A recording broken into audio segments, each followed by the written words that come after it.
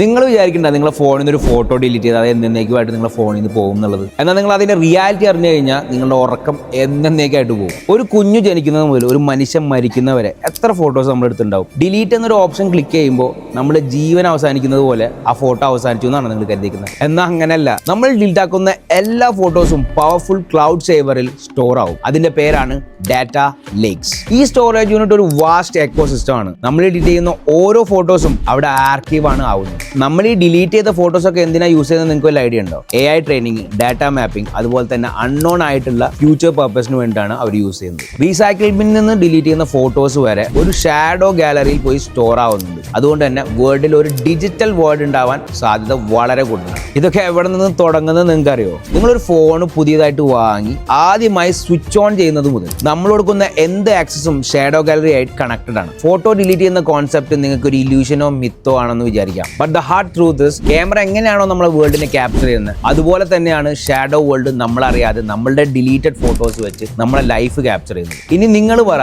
ഇനി മേലെ നിങ്ങൾ ഫോട്ടോ ഡിലീറ്റ് ചെയ്യും?